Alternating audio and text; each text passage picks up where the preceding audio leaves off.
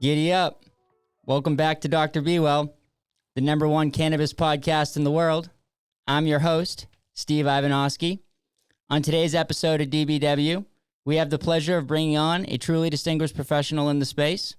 This man has led his company from their small start as a trustworthy medical dispensary to being the highest grossing adult use retailer in Maine.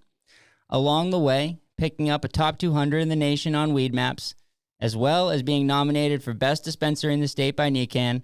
I know he's a pretty good golfer, and I hear he's an even better musician. So please help me in extending a warm welcome to our guest for today's show, the CEO of East Coast Cannabis, Dana Brearley. Thank you, Steve. I appreciate it. I appreciate the cannabis accolades, the golf stuff. I don't know if you heard that one. I'm a hack. The one time we played, I think you kicked my ass. So. I had a pretty good day. Yeah, it was a couple years ago. Yeah, right. a couple years of regression since. Yeah, right. That's usually how it goes, right? Exactly. So man, I appreciate you so much for coming on the show today. Truly a giddy up. Now my first question is, I got the last name right. You did. Okay, because I was certain of it, and we've known each other for for a while now. It's like I've always known your last name, right? But I just but when I went to go say it, it's a little unique, in terms of it's tough. It's a really tough name. It's a slur. It's a British name. There's a lot of R's and weird spaces, so it's a lot of work to get it out. Yeah, right. Yeah, okay, it's a sobriety test in itself. It's funny. I was thinking to myself too. I heard you finally say your last name, and I'd seen it on paper a few times. I'm like, there we go. So okay, I don't feel as bad about that. Yeah, I exactly. love it. So what did you think? Did you think it was Ivanovsky? I did. Okay, cool. I did. Okay, yeah. cool. I love it. Yeah, it was close, but yours is a little easier to sound out than mine is. A little bit, But the thing is so like my whole life, people called me Ivo. Okay. So like Ivo's IVO. Yep. And so like a lot of people spell Ivanovsky IVO NOSKI. Okay. But Ivo is such an identity for me that I had like friends, like really good friends, like maybe not best friends, but like top 15. I'd say maybe top 20 at least. And they one time we're hanging out and someone says, "Hey Steve," and the fucker says, "Who's Steve?" Yeah. It's like, come on, man, you serious? That's how a nickname works. Yeah, right. Yeah, right? Yeah. Wild, right? It is. Giddy up, man. So I'm glad we got that. The first questions out of the gate, and we're good. Yes, sir. We're rolling. I love it. So okay, so Dana is the CEO of East Coast Cannabis. Yep. So I was I was super excited about the show. So excited to have you on, and I was doing some research before, and it seems like East Coast, which is East Coast Cannabis, which is a huge brand to you mentioned that brand, you mentioned that name to anybody in southern Maine, anybody in Maine, anybody in southern New Hampshire, and in northern Massachusetts, people know it. They know exactly who what we're talking about. But there there's not like a cohesive story about how you guys what you guys have done in your journey along the way, and the journey that you've led, and I kind of want to talk about that today, a little start to finish, the time that we have today, and obviously leave a little bit a little at the end for a little giddy up. Yeah. But kind of just take us through where through the journey of East Coast, and how you guys got started, from like I was saying, from the medical space, and jumping into adult use, and just tell us the journey. Yeah, I'll roll out for you. It's there was a lot of changes along the way. I mean, it's a cool landscape we live in now. As a consumer, before I even dip my toe into the cannabis business, you'd never think that someday I'd be able to talk about it on a podcast. Never mind even tell people what you do for a living. And there were so many people in my life that for the first few years when I got into this around 2015, that I actually had to tell them like other things that I was doing, flipping properties, just because it was so wrongly accepted, and people had a preconceived notion of who you are as a cannabis operator back then.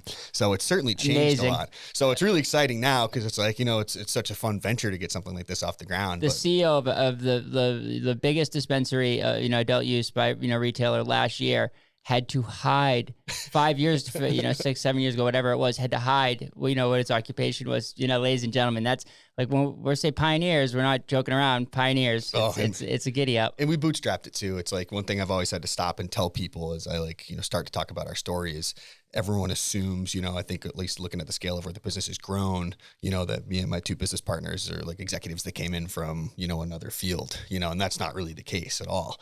We bootstrapped it, we built our first 3 facilities by hand, and then we're able to learn the business acumen and all the things that need to come with it to run an enterprise correctly. But at the end of the day, it's people always have this stigma when they look at cannabis successfully in rec, to see a successful operator, and they're like, it's got to be big money, big business, and that's really not us. So it's like I always have to stop and tell that first, because I think it kind of opens people's mind to like how some of these things really truly can emerge as a smaller, younger, local person, that was lucky enough to make it. Yeah, so I love it. For us, it all rolled out in 2015. James Folan, it was one of my two business partners. Ryan Ward is the other one. Him and I had been in corporate each independently. I was doing corporate sales training and sales itself. And he was working for a company doing really like ink manufacturing, R&D, and diagnostics, right? So NASA would bring a bid to his company and say, we need ink to adhere to a spaceship that's going to be X, build that. So super cool stuff. But like any corporate company or a lot of corporate companies, what James was supposed to be with us today as well, ladies and gentlemen. We'll take a moment to shame him. Yeah, you take a moment to shame him, have a moment of silence. James, get your ass on the podcast next time. Exactly. We'll drag them both in. Yeah, exactly. Drag them both in. Giddy up. Yeah. So we were both equally unhappy in our corporate jobs, and we'd saved a little bit of money. I think at the time, how old was I 8 years ago? 26. And we were going to flip property, and anyone that's listening to this podcast that's in the seacoast of New Hampshire area, we were looking around Portsmouth, where there just happens to be a ton of cash buyers that undercut us long before we could come up with a mortgage. So looking at 3 or 4 failures of even trying to get into a property, we started to just kind of spread our wings a little bit and think of other ways that we could make some money. In lockstep with that, a good friend of mine had started a garden out in California. He was still in their medical space, which is a lot more mature than Maine. So I took a few weeks and flew out there and just kind of helped him out in the farm and learned the basics of, I'd say basics of cultivation. I scratched the surface in that trip, but I learned enough to realize that it was a really appealing industry to me. And I knew I was young enough where now is the time to take the risk and do it. So we came back, looked into Maine, which was, the property we ended up buying, I think, was 6 minutes from my place in Portsmouth. So it wasn't a really disruptive move, just changing zip codes and getting into an area that allowed us to legally cultivate. Right. But you want to know that's the giddy up about Maine, right? And that's the Dr. BeeWell story too. Is I was a Portsmouth guy, same type of deal, disillusioned with with corporate America. Had moved on to starting a honey subscription company, and was like, okay, I want to actually get more back into using the plant medicine, using some pharmacy stuff, and tell my story a little bit, because cannabis is has helped me immensely, and so. Also, as well, I saw that the psilocybin was coming, and that you were going to need 2 years of residency, to be able to be a person who is a provider for that. So I said, okay, giddy up, I got to get my ass over to Maine. And it's incredible that the barriers to entry to Maine, and we've talked about it quite, with the previous guests, the barriers to entry to Maine are they're the probably best. I don't know every country in the state, but in the nation, but it was very easy for me. I just made the move, like you said, got the residency, paid for some very cheap licensing fees, and we were off and running. Right. Same with you? Yeah. I was actually surprised, right? So we're like, all right, finally, we've got a property that fits the mold. We've got a deposit. No one's undercut us, so we hired an attorney and accountant just to figure out, the legitimate side of it. And attorney called me back like an hour later, and she goes, you need $1,300 and you got to send in for a background check, and you should have your license at some point next week. And I said, and? She goes, that's about it, but I'd suggest considering insurance if you can find it. So at that point, we figured, You said, and that's a giddy up. That's it, exactly. Yeah, no, to steal your term, giddy up, right? Yeah. So we bought the property, got licensed. This is near the end of 2015 when we kind of closed up the discovery project to find where we were going to operate. And then it was time to really get our hands dirty and figure out how to do this. So we started in the house. It was a 3-bedroom place. Maine had a unique law at the time that if you wanted to have shared cultivation space as a medical operator, and this was an attempt to keep gardens small until they could understand it, you were required to live with the other caregiver or operator. So James and I said, all right, again, we're 26 years old. This is probably one of the only times in our lives this will be acceptable to a significant other as to why we live together. So we bought a property, move in, and start learning to grow and kind of scale throughout the bedrooms, right? From solo cups to, 10, 12 gallon pots growing under LEDs in various bedrooms, figured out the basics. And then there was a 3,000 square foot barn on the property. And then between 2015 and 2018, we scaled into that entire barn, and started really getting the operation a little more finite and learning how to commercially 2018? grow. Yeah. We started doing the barn probably 2017, I think. But by the end of 2018, we really had like a good system in place, like understood how to commercially grow, which is difficult, which is something we could touch on a little later. But generally, as you scale in cannabis, product just doesn't stay as good, right? And that's the magic, it's the special sauce in the game. Like, how do I have a level of quality in a 20,000 square foot building that I do in a 2,000 square foot building? So we grew that barn to be pretty much as big as it could be. We started the East Coast brand in 2018 as well. And back then, you were just given the wholesaler or the dispensary, a bunch of stickers with your logo on it. And then turkey bags. And turkey bags, right? Turkey bags with his logo on it, baby. We were classy. We had vac bags. Yeah, exactly, right, okay. We opted for the food savers at least. Yeah, right, yeah, okay. Which was a lot back then. It was a differentiator. Oh, you better believe it, yeah. So we also started messing with extractions then. Okay. More so distillation. Hydrocarbons are around, but it was tougher to do. It still is tougher to do. There's a lot of, just rules around extraction, safety, C1D1. You're dealing with solvents that explode. So we weren't really touching that yet, but distillation in particular, which is not a low level concentrate, right? But it's just the bare roots THC product that you see in most of your edibles and vape carts and whatnot. So that had really just hit the East Coast pretty hard around then. So we curbed the market, got into distillation. 2019, we found a commercial property. That's the Northern Pool and Spa parcel, and took over, a couple of their buildings to Northern Spool and say it's right for the listeners who aren't too local. So we're talking Elliott. Yes. Yeah. So we're in Elliott, Maine. Yep. Right in. And Elliott. this is closed now. What's going on with the barn? We kept that running, but the problem was not necessarily a problem. We understood why, and this is the way it should be. But the town was starting to grumble a little bit just about the amount of gardens that were popping up in residential areas. Homes, right? Exactly. Just because it comes a lot of traffic. As everyone knows, the medical market in Maine is a lot of it's black market, right? So, and they were onto that. So the town said, "Hey, listen, we want to just have all this stuff happening in commercial areas, especially if you're going to be a retailer." Made sense. So we knew if we wanted to stay at least ahead of the curve, we were going to have to move to commercial space. The residential zoning was a means to an end. And you got the commercial space. We got the commercial space, outfitted that, ran that for about a year and a half medically. And then finally, January of 2021, actually pivoted our first license recreational, which was our cultivation. Okay. And that's, so that was, say when 2021 that was? It was a fresh start right in January. Okay, so Maine went in 2016, but it wasn't until October of 2020. Correct. That stores could actually open. So you guys opened 3 months later. You sent in your license for cultivation 3 months later. Yep. Started to giddy up. Started to get going. Right. Okay. Yep. And then we also pivoted our commercial kitchen, our extraction lab. Everything moved to rec at that point. Maine still has some odd laws. So no more medical. It was because that's what I was just driving at. Maine has some odd laws around. Even though it's the same exact product, I can't cultivate a medical plant and a rec plant in the same room. I have to say this room's going to be med, this room's going to be rec. So for that particular facility, we only had 2 really large flower rooms. So the cadence of cultivation simply didn't work if we separated out between medical and rec. Right, so we chose to move rec. And I'll talk a little bit later about my opinions on medical and rec and kind of other reasons we made the move. And a lot of it too was we'd kept our eye on the zoning for retail, which was going to be a lot more aggressive. Yep. At the time there was really the cultivation space was the same as the retail space. It wasn't. So the retail space ended up being directly across the street. We bought that parcel, and that's where the first Elliott or the first East Coast Cannabis location started. Okay. Currently, we're putting a building up behind it. For anyone that's local or has visited the store. But that was our first rec shop, and it also happened to be the first one south of Portland. Okay, so that was before. That was the first one. Was in Elliott. Yep. Okay. Yep, that's where we started. So, and the reason we did that is, Maine is also a really unique state, in the sense that it's vacation land, right? There's so many people that come and visit. the state. You know, we get 10 million visitors between May and August. Right. So, I mean, that's insane for a state that only has 1.5 million of populace. Yeah, right. So a lot of the multi-state operators are the really large cannabis companies that have been scouring, you know, the East Coast, specifically setting their focus on Massachusetts because it's such a large market confined into a small geographic area. Maine, I think, just got overlooked.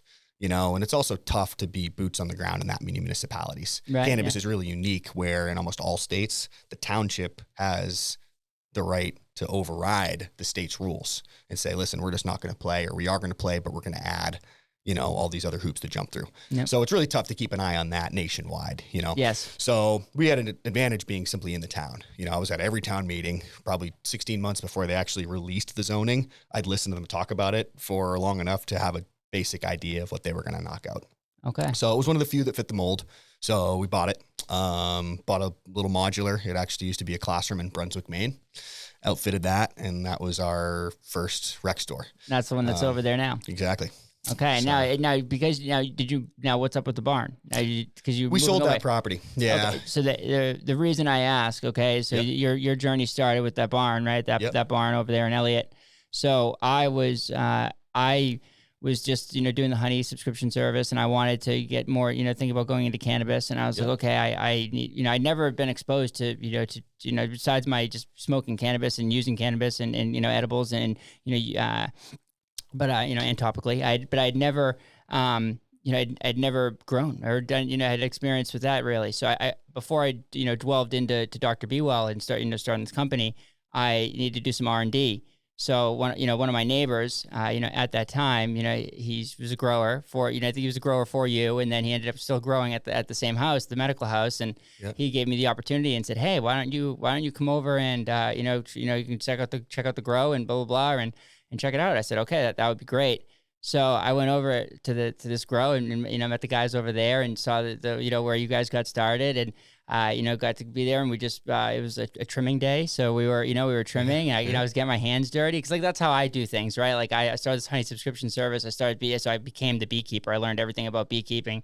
Met every beekeeper on on the East Coast, and I like to immerse myself in it, So like the cannabis, if I'm gonna do it, I can't just pretend. I'm not, no way. So I go to this bar, and I loved it so much that every time that they would do a harvest, I would say, okay, guys, let me know. So I think this is something I want to do, and that's where my, the ideas of me thinking like, I think I could make it in this too. I think that there's a, space for me in this, in this world too. Right. I started at that same barn. No way. That's so cool. I don't think I ever knew that. It's pretty good wild, right? right, It's good man? to know that house has touched so many people, Yeah, for real, dude. It's really incredible, Yeah, that's great. I think it inspired some of the neighbors too, because over a couple of the years, and I was really good about it, right? Because Yep. neighbors can be your best or worst friend when it comes to cannabis cultivation. So 100%. it's like we had an old plow truck, so I'm always like plowing their driveways and just doing everything I can to be the best neighbor ever. Dude, imagine that too. That the best neighbor ever. You're out shoveling, you think of shit, and then somebody shows up with a plow and plows your driveway. It's like, well, that's a giddy up. Yeah, well, I mean, at the end of the day, too, it's like, and they were good people. They had means to plow and stuff on their own, but it's like the last thing I wanted is a complaint getting called into the state. It's like the best neighbor in the world comes, knocks on your door, and says, "Hey, this is the problem. Right. Can we work this out amicably? And not have the regulators up our asses." Yeah, which is for which sure. back then it's like pivoting rec. I've had to deal with the marijuana offices a bunch of times. They're great. You know what I mean? They're actually there to help you succeed. OCP is incredible. They're awesome. Incredible. But back then, it's like I lied to my wife for 2 months about what I did for work before. Like, I was like, all right, I think she likes me enough where I can finally tell her, Yeah, man. Invite her over to the house and she can see plants everywhere. So Dude, I love it. I love that. I love that you say that honestly, because like I'm a pharmacist, a trained pharmacist, who, buck that. But then, and started doing the honey thing, which was like kind of like out there. People were like, oh, okay, but he's still positioning himself as, that it's medicine and the honey, whatever. And they're like, but like cannabis was like an even more of a jump, it's almost a 180 entirely, and I said at first when I wasn't even comfortable saying it to people, and it was like, I was saying this stuff, and then I would kind of like test people. I'm fusing the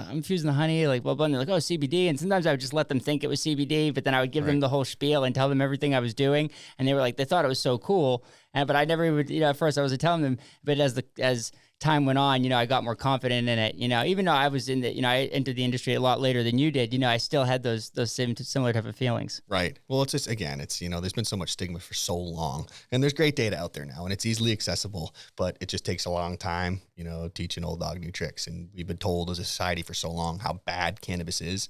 that there's finally been great progression for the last 20 years or so, but there's still people in prison for it. Yeah, there's right? still So it's people in like, prison for yeah, it, and we're still not studying it to the extent that we should be. Exactly. And that's the thing, man. It's just like guys, cannabis is not the demonic thing that was made to be. The stigma. We haven't even scratched the surface yet of how beneficial this plant could be. Right. We don't even know. But we will. In 10 years because of people like you. Well, thank you. I appreciate it. Yeah, man. I mean, yeah, I put the ethics aside. I think like a lot of people that got in the business, when we first got after it, we were chasing a buck, right? It's like, this is coming eventually. We're young. We'll roll the dice. Let's do it. Get ahead of it, and let's make that money. Yeah. And then you spend enough time with cancer patients, and you meet enough people that have, really serious and not so serious, whether it's acute pain, or like I mentioned before, a stage 4 cancer, and everything in between. And you start to see, the first case and you're like, oh, that's pretty cool. And then on, case 200 or 250 of cannabis, like very much changing someone's life, because we even get caught in it ourselves, for so long, it hasn't been a part of medicine. That you start to hear all these success stories of how well it works medically for people. And finally, it took us probably a year or so to be bought in, but then all of a sudden we met enough people that it changed our life where it made a complete spin for us, and that's when it was like, and that's why I was so aggressive for rec, because personally, I don't think you should have to have a medical card. Right. You know what I mean? And we can save that part for later in the conversation if it's better to be touched on. But, at the end of the day, it's just like, why should there be more barriers to entry? Yeah. Okay. Cool. I mean, it's such a cool. You just have really neat perspectives, and I really appreciate it. I think that your guys' journey has emulated everything that everything that you're saying. Right. Yeah. It's been great. So right. It's been crazy to turn back and think, there was 2 of us in a barn, and now we have, I think, over 90 people, in Lebanon, Waterville, and Portland come online. Well, yeah, let's giddy up though. So let's not get too ahead of ourselves. So we're at Elliott, and I brought you back into the barn, but so you're at Elliott, and then, so now now we're thinking about opening up another store. Yep. Okay. Yeah. So, Tom Casano, who was you're still bootstrapping all this. Yeah. At that point, we had built the grow that was medical, the one that we pivoted direct. That was all, we built that ourselves. Amazing. And too, we should talk too that the transition, a lot of companies tried to do this, ladies and gentlemen. A lot of companies tried to transition from medical to rec. The standards, you can speak to it a little bit. The testing, there was no testing in medical, and then you went to this entire new, world where you're seed to sale. Right. You're using the metric system that is literally tracking everything. So to maintain that quality, it was not an easy thing for companies to do.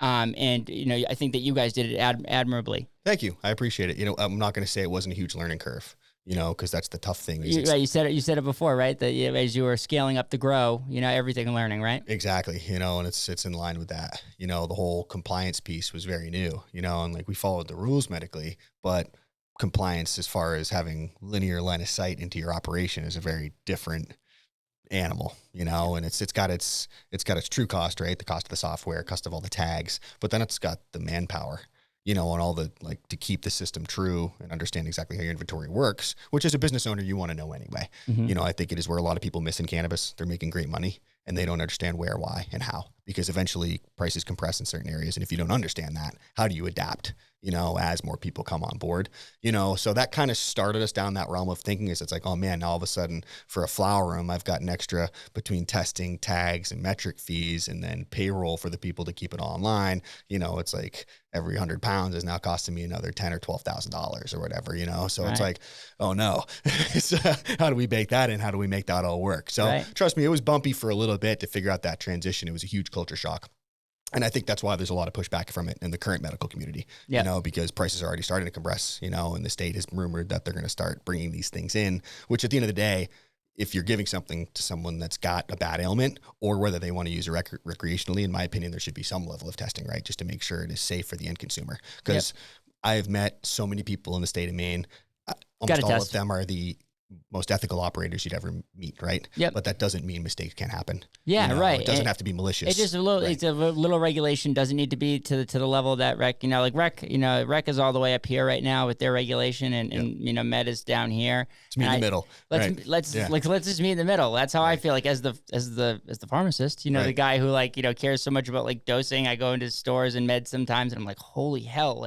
Come on, guys. I want to just call the company and explain to them you should let people know what what dosing they should be taking, or, you know, what dosage this is, if it's a multi-unit dose. I deal in honey, you know, so like you go on my label, you know exactly what a teaspoon is, exactly what a tablespoon is, exactly. And people need to know this stuff, you know? They do, you know, and it's tough too, because like, we got to remember the patients, right? You know, it's like, that is the number one thing in all cannabis. We are only where we are today because of the patients, right? You know, at some point, and it was terrible that it had to happen, but people with terminal illnesses, children, you know, for the huge CBD movement you saw in Colorado way back when, you know, Culture High is a great documentary that goes through that. But there was enough cases of normal people like us having to go and petition for medicine that helped save their lives or make it better in front of courts, you know, in a system that it just shouldn't have to gone that way. But because they did, they paved the way and got medical pushed through, you know. So back to my comment earlier of like, there should not have to be more for them. They should just be able to access it. We shouldn't make them have to go through further criteria. Shouldn't make the epileptic kids have to move to, and their parents have to move to Colorado. Exactly. Like, you know what I mean? Like, beautiful that they did though, man. You know, that's imagine that, you know, autonomy, just to say, no, my kid is sick. I think this is going to help him. I'm going to go do this. I'm going to move my family so I can go give my kid cannabis. Right. You know, so it's like, how do we just make it easier for people to get cannabis? You know, and that should be the way that everything is run. And I mean, as far as the regulations and the ruling, safe cannabis. Exactly. Like, how do we get to safe cannabis? How do we make it accessible? Yep. And that's how the program should be built. And I don't think any state has taken that approach yet. You know, and like you said, I think that just like with everything, it's the people, the capitalists, that, you know, are going to be the ones who drive it. You know, you started the business because you got into capitalist, and that's why, because that's how this country works, and it's a great thing that it works that way. So it's, you know, you need to keep pushing the bill forward on it. You know. Yeah, I mean, I don't fall into like, I try to, I don't, it's me and Michael always joke around like me as a capitalist, because we're not, you know, at the end of the day, it's like we found our lane. But I think where a lot of capitalism loses its touch is they just kind of forget where they started, and they forget like those first patients they helped. And I think in capitalism in general, most of those people end up acquiring companies like mine. They don't have the pleasure, at least I did, to start at the ground level. Yeah, man. You know, and I think that just gives us an edge, one, because we dealt hand in hand with people like that and watched that change happen. Yeah, which if you haven't done that and seen it, you know, it is really tough to be bought in, I think, at the capitalist level. Yeah. Your brand speaks it, man. Like, seriously, like that is the feel, you know, that you guys are those, you know, the people, like I said in the beginning, it's from the med to the, you know, to the rec, and, you know, in Southern Maine and, you know, New Hampshire, you know, those people who are getting their medicine from you that way, it's like that it resonates with them big time. And the other big miss with the capitalists is the employment part. You know, like all of the shittiest jobs that come with cannabis, I'm the world's worst fucking trimmer, right? But like, I had to do it for a long time because I couldn't afford to pay people. So it's like, there's no role in my organization I haven't had to do.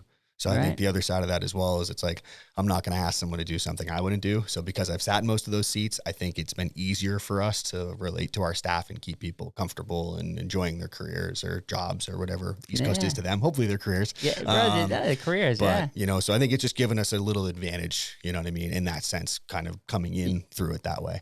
Okay. I love it. But yeah, to your question in Lebanon, so this is when we did not bootstrap. My uncle Tom Cusano, who's not actually a blood relative, but he's one of those people that was just close to the family for so long. Uncle Tom, you know? Uncle Tom, and just to let it out, quick shout out, because he will be on the show, Uncle Al is outside watching my baby Emmett right now. You know, a gentleman who's not by blood, but is watching my baby, you know, out there, you know, in our studio, so that, you know, Dana and I can do this podcast. So I you know, I have an uncle. What was it? Uncle Tom? Uncle Tom, baby. I got an Uncle Tom too, you know? Giddy up. So he was great. Tom has done, it's been fun to watch him, like, in his career, because he got into cannabis, quote unquote, before I did. But he saw it he's older. Tom's in his young 70s now. And 70s, I know, good for him. But he saw an avenue. He's always been a real estate guy. Okay. So he started, you know, I want to say probably about 10 years ago, picking up pieces of land and understanding between Massachusetts and Maine, kind of got ahead of the curve on the cannabis thinker and like what guys like me might be looking for. And he did it really well. And then, so we stayed together. I did some consulting for some of the grows he owned and some of his clients and things like that throughout the years. And then finally, when we went rec, he owned what used to be his Miner's Dairy Bar. And it was a cool story for him, because that particular building, now we have a dispensary there and a commercial kitchen, but his family owned that like 60 years before he bought it. They sold it. The business or the property continued to progress. There was diners there. And then, Miner's Dairy Bar was in it. And he ended up coming back around and buying it, seeing an opportunity for a cannabis dispensary. And he saw that years in advance. So he had a medical operator in there for a little while. And one of Lebanon's rules was you had to be a medical operator in Lebanon in order to play in the rec space. So we just approached her and said, hey, listen, here's who we are. Here's the East Coast model. Here's, how we like to operate. Tom said great things about you. Would you like to partner up with us? And we'll start a dispensary together under our brand. And she said, hey, I'm all in. So it was great. So he found us, he's a landlord there, and he found us a great location there it's been awesome for us. It's right over the river from Rochester. Yeah. So that's the giddy up, everybody. So like that's why Tom has, is being strategic, was because Lebanon and where it is literally where, you could throw a stone to the border of New Hampshire. Correct. And so then you were able to service all the New Hampshire patients. Now when you guys started, reciprocity was already a giddy up, so New Hampshire patients could already come to Maine. Or did you have to get over that hurdle honestly, as well? we never opened medically. I actually never had a dispensary as a medical operator. Right. Yeah. It wasn't right. Okay. Excuse me. So we'd been attacking the border just because. No, right. For the same reason, like I was mentioning earlier, a lot of those big New companies. Hampshire doesn't have medical. New Hampshire's a shit show. They do have medical. It's a very weak program. It's I think there's only 2 or 3 licenses. So anytime it's that minimal, access for patients is really difficult, and prices are generally through the roof, which is what you see in New Hampshire. And there's not also generally a great vested interest to have a good product because you have a monopolized program at that space. So similar to like what I was saying earlier, everyone was looking at Mass. Well, I was concerned with Maine too, right? Because you're going to spend a lot of money to build up a business in a state that is huge with barely any people in it, right? That's generally a tough place to make money. So we see, let's attack the border. New Hampshire has opposed cannabis for so long, for a whole plethora of reasons I can't begin to understand. And they're getting a lot of pressure, and they're finally looking to accept it now, which is great news. But forever, you know what I mean? Live free or die. My ass is what we said, unless you were driving a motorcycle or didn't want to wear your seatbelt, Right. No cannabis. So we said, die. It's like, I moved to lived in New Hampshire for a while, and I was like, oh, it's kind of cool. I thought that at first, and then I was like, wait, no, that's actually how the Mainers are. Yeah, and I'm speaking to southern New Hampshire because I lived in the seacoast, so I think maybe other parts of New Hampshire are different. I do have, we do have a sanctuary out in New Boston, and it seems a little bit, maybe little different out there. Yeah. But 100%, man. They said live free or die. And it was just, not the case. Then you go over to Maine, it is like, start a cannabis company. Give me $250. Giddy up. Do it up. Yeah, exactly. Right. I know. They had it right. Yeah. So we said, I want to get that, for me, I want to get that tourist traffic. Plus the medical market in Maine is so strong. One of the things that Maine, I think, accidentally did great is because they didn't want to make the program. They didn't want huge grows, and they wanted time to figure it out and just see what impact it made on the state. So they said you can only have 36 plants as a caregiver. And that rule held, I don't even know, it might still hold to this day. I think they've finally just added some square footage licenses. For like the last 2 years, there's been But I think it's only like 500 square feet. 500 square feet? Yeah, so that's not going very far, No. you know what I mean? So because of for that, an indoor grow, 500 square feet. guys like me and James had 6 years, right, to have only 36 plants. And think of the level of care each plant gets when there's only 36 of them. Wow. So because of that, Maine is now known. I didn't even realize this until years ago. I started traveling to all these conventions, and I'm in Vegas, and I've got Maine on my tag. And I got stopped by like the time the 20th person stopped me, he was like, oh my God, you're in Maine. You guys have the best weed in the country. Oh, you better believe it, brother. I was surprised. I'm like, man, like, it's just such a new state. You know what I mean? We've already made such a big splash.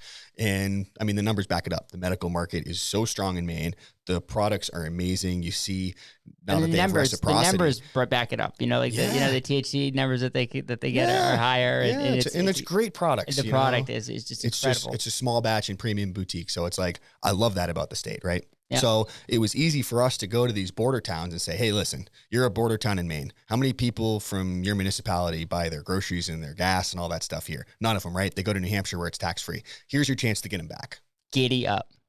That state wants no interest in cannabis. Last I checked, and don't quote me so on this because it was 2 or 3 years ago. But what a way! That's why the licenses were you were able to get them so quickly, and you were able to leverage leverage that. It's so smart, man. Well, in the towns, like at the end of the day, the towns, they roll a big set of dice when they allow you cannabis, better believe right? it. Like they did. It's new, Yes, it's a chance. Taking a chance on each other. That's what relationships are. And like this show, man, it's Dr. BeeWell. We have a brand of products that the Dr. BeeWell, but the show is literally about helping individuals, the community, and society as a whole do just that. Be well. And like, this is what we're talking about. If a town who takes a chance on cannabis and make sure that it's safe, make sure that it's not getting into kids' hands, make sure that it's everything is being policed appropriately with it. It's being administered the right way.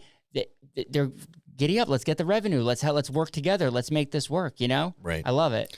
It's being well. So yeah, so and especially at the state level, there's a 10% tax on rec, right? Well, the state's current stance, and this is why it took so long for municipalities to opt in, excuse me, was they're going to keep all the tax. In most other states, a portion of that tax gets kicked back to the host municipality. Not right. Maine. And now they have a direct correlation, right? It's like of that 10% that's coming out of East Coast, we know we get our 2%. That's a pretty good reason to get towns to opt in. Maine didn't do that. I'm not sure why, but that's why the rec program has rolled out so slowly. Because I think 1 year into operating rec, so that would have been like June of 2022. I want to say there was only like 60 or 70 townships or something like that had opted in, and there's like 450 in the state of Maine. Wow. So, okay. and especially up north, right, where there's a lot, there's a lot more blue collar towns up there. Yep. There's a lot of towns up northern Maine that are like really struggling right now, could use the revenue. So you got to think most of them opted in, right? So it's like Elliott was the only one that was south of Portland, really, that was like, let's do it, and we loved them for that. It's just like they just said, let's do it, let's jump in, let's give it a shot. They've still been great partners. Obviously, they're letting you build that, helping you guys build that giant building. They've been good. They've been a little timid lately because so many people are now attracted to Elliott. Yeah. There's license applications coming in left and right. So I think that's kind of scared them because although they like cannabis and they like what it's done for the community, they don't want it to be on every corner. Of course not. Let's limit it though. They're allowed to do that, right? Yeah, and they certainly can, right? They're just dealing with it. And selfishly as an operator in Elliott, at the end of the day, it's like, I don't need another 100 stores in Elliott. So yeah, of course. That's exactly what you want, right? That's fine with me. Yeah. So we got the Lebanon store. Let it be reasonable. You have 3 or 5 stores or whatever, and then you let them duke it out, and then whatever one size, or maybe all 3 can survive. Whatever it is. But like having just too many licenses and going that route is definitely not the answer. Tough. Yeah, because that's the delicate they've done that, right? Sometimes look at Oregon. Yeah, exactly right. You ever look what happened in Oregon? They just said, listen, go nuts. Pretty much. And Oregon has a ton of usable outdoor landscape, right? Unlike Maine, they don't battle humidity and a lot of the pests that it's really, really, really difficult to grow clean cannabis outdoors in Maine. It can be done, and there's some great growers here, but it's so harder than it is in drier climates that are warmer longer, right? Right, and just the sun, it's not here as long. Yeah, so Oregon opened up the floodgates, said, let's do this. Within 1 year of their program getting off the gate, I think it was like a $400 pounds you were buying. Yeah, the prices plummeted. Yeah. So, and that's Oklahoma right now. They're giving out unlimited licenses right now, and that's just it's in a great place to grow outdoors, and so that's always going to be a thing. I think that Maine, you said they are so good at growing the craft cannabis and this really good cannabis. I think that's where they should focus on and finding their way there. Especially as we head towards like federal legalization where people can get Maine weed eventually. Right. But that's what they that's. I'm not a flower guy, that's not what our business is, but we, and maybe, maybe at some point someday, it will be. Yeah, exactly. BeeWell flowers. The BeeWell flower, what we'd like to do, is actually, I don't want to say it because, we too giddy up. We can't have all the audience sign NDAs, but we'll chat about it later. But I got a good idea for the BeeWell flower, but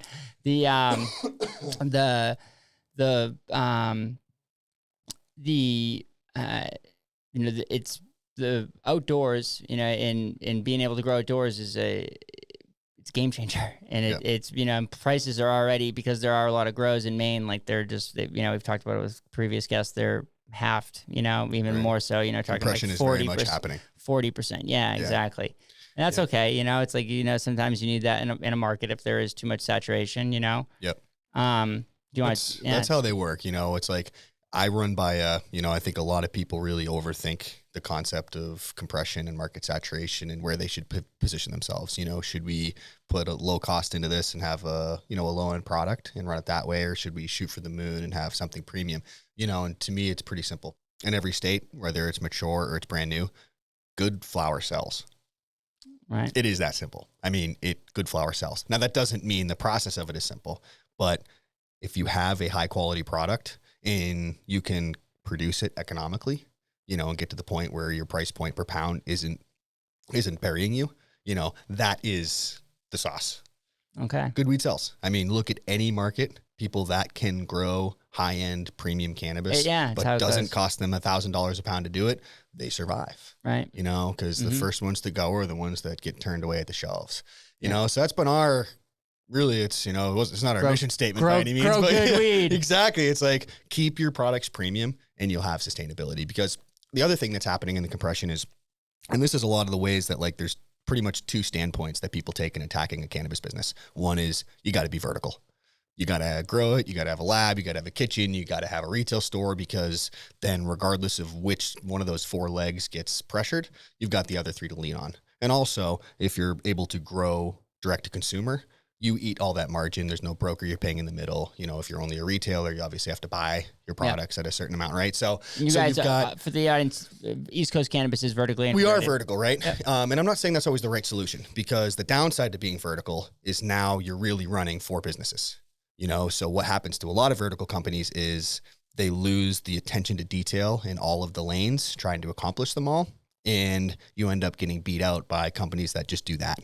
You know, so if you're vertical, it's a great way to have a buffer, and it's a great way to survive the compression, but it's even more reason you need to have hyper focus on each one of those legs to make sure that they're running as optimally as they can, and you're staying competitive. Right. You know, you need to treat each one of them like it's all you have.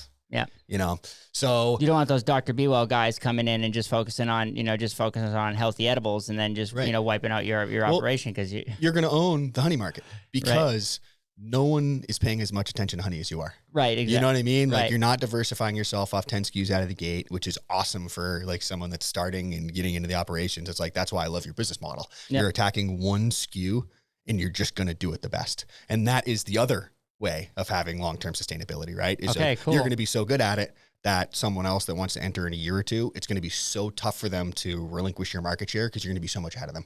Right. You know, and you didn't distract yourself trying to figure out how to grow and do all these other things. You know, It's like, I'm just going to get premium honey. I'm going to infuse it, and I'm going to have a great brand, and I'm going to make it accessible for patients and people in the AU space. Adult use. I have to say adult use, because AU folks is adult use. Sorry. Yeah. No, man, that's perfect. And that's that is what, the brand is all about, is just the honey, is focusing on the honey and using it as a deliverable. The honey is it's more bioavailable. There's, we're going to see some studies. The vehicle matters. How you're getting the cannabis matters so much, people. And, the pair with honey is just second to none.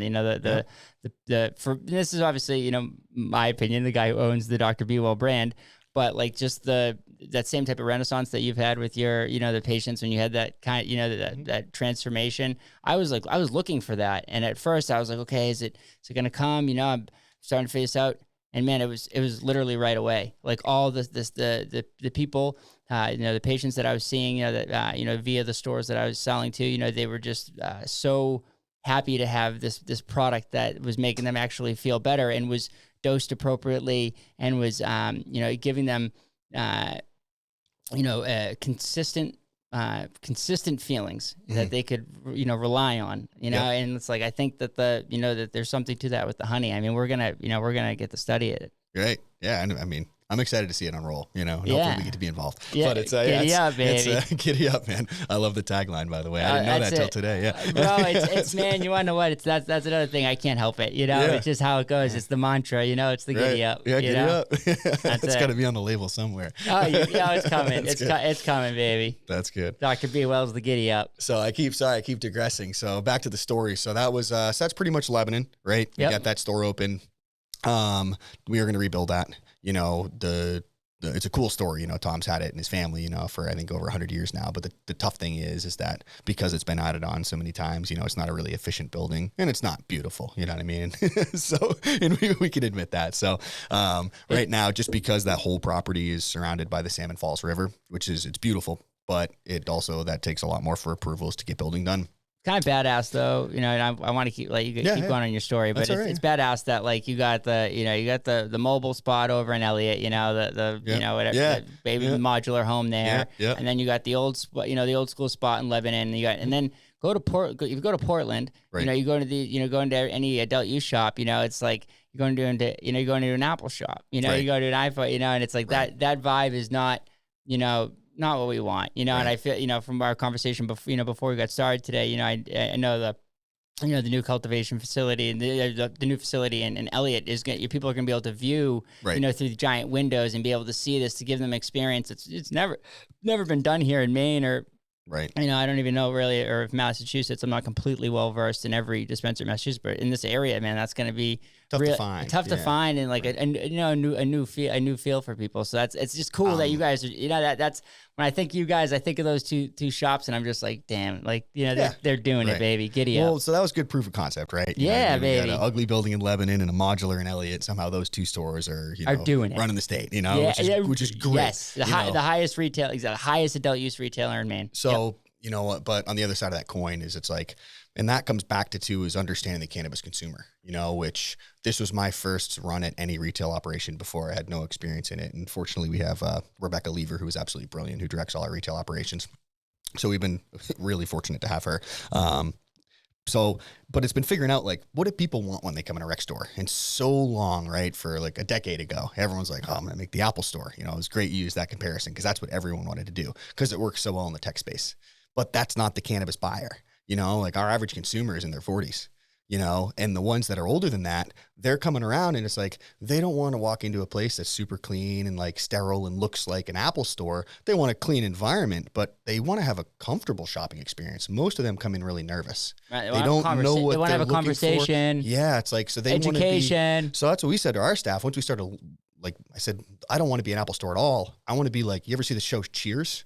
That's what you want. You want to walk in the room and almost be like your favorite bar, right? Remember the people, get to know them, build relationships with them, get them comfortable because so many people, especially pivoting rec, which was news to me because I'd been medical for so long. Medical patients know this game well. Like half the medical patients in the state could probably be bud tenders or cannasaurs, as we call them, because they know the landscape so well. I mean, they're brilliant on it. 100%. It's incredible. But the rec consumer isn't that way yet. They're still coming up and they need to, and they just want to be comfortable, right? I'm nervous that with, with people, if people like you aren't, the people who are going to win this battle, that they won't learn. And that's what sucks too, because like we're all about the education because we need to educate the people. This is not, it's not booze. It's not, it's right. And like we're kind of inadvertently pushed into means of making decisions, right? And a good example of that is the state mandated testing, right? We have to test for THC and CBD specifically have to be on all our labels. Well, inherently, now you're telling your consumer, here's what matters in the product. And the problem with that is, anyone that's listening to this podcast that hasn't Googled or looked at terpenes before, do that. Pause and Google it and just take a look at that because the more and more you dive into this, and terpenes is a lot more of the unknown, whereas now we know pretty well what THC and CBD do to our body. And by the way, there's a plethora of other cannabinoids they don't even want to see. And that's just because, the state's writing a program based on knowledge they were given probably by a consultant from Colorado. And we know, it's like if I walk into a dispensary and I can see a 12% THC strain that's got 6% terpenes, I will buy that over any 30% THC strain any day of the week because I know the effects of terpenes are actually better than cannabinoids. Right. So not to go too far down the rabbit hole there. Just to say it again, the CEO of the largest retailer in in Maine, of adult use in Maine, just said that this is the person who controls buying and directs the buying team. Obviously, that he would buy THC buy weed at a THC level of 12%, which normally people are buying it at around 28, 27, 28. Mm-hmm. If the terpenes were at 6%, this is people listen to this. This is what we talk about. This isn't this is better than science because it's business and you wouldn't buy the wrong weed for your business. You're buying the best weed to give to your customers, and it's all about the terpenes are so incredibly important, and I cannot wait till we get to study it more. Oh yeah, I mean they're the just to give you a little base level. Terpenes are the smell and flavor profile, right? So it's like, mimosa has been one of our flagship strains forever. I love it. We've thought about removing it a couple times because we've been growing it for like 8 years, but people love it. It's a great functional sativa. But one of my favorite things about the mimosa is it just, the terpenes on it push so much, and you open a jar of any type of cannabis and that nose just punches you in the face. There's terpenes, right? That's your terpenes. When you smoke it and you taste it, that's your terpenes, so it's like fortunately, they're easy to indicate without testing. But testing for them is important too, because understanding how much of them is there and then validating that based on the effects is an important way to choose what strains are right and wrong for you. So, without going too far down the scientific rabbit hole, it's like, so that's kind of one of the difficulties in cannabis that we're always fighting, right? That's not a stigma, but just based on what the state forces us to test. Now it's telling our consumers that, well, this is what we should care about. And now we said to say like, listen, these things are important, right? Because obviously if you eat an edible that's got, 40 milligrams of THC as opposed to 5, you're going to have a drastically different experience. One of them you may not like as a beginning consumer. So it's good to understand it, but it's not the only, leg of cannabis that's important, Plus there's so much science coming out now about how all of the cannabinoids work together. Because now we can take like distillate, I mentioned before, that is pure THC, right? Yep. So we can now extract pure THC out of the plant. Well, it's interesting when you try to smoke something that's got, let's say you've infused a pen or an edible or whatever with only the THC, and then you have that same THC amount in a full spectrum that's got the other cannabinoids. And you can tell right there's different effects to it. So how they work together also and how they work independently affects the end result for the consumer. So there's just so much that has to be brought in, and that's difficult, right? Every corporate company in the world will say the harder it is for you to sell something, the less successful you're going to be, because you only have so much time to keep a consumer attentive, right, when they're at the register to be able to move a product in their direction. So it's a huge hill to climb, right? Because we've only got so much time with these people, and especially on peak hours when there's 10, 12 people in line. But at the end of the day, it's like if they feel comfortable, if they feel like not knowing things is acceptable, and we're not going to turn our nose up at them, which has happened to me. I still stop at dispensaries all the time, and you'll ask a question and they'll look at you like you're an idiot. And I'm like, that's the biggest mistake you can make. Like, no, I don't want to come here. It's not a comfortable shopping experience. Like, you should be able to ask anything regardless of your knowledge of cannabis.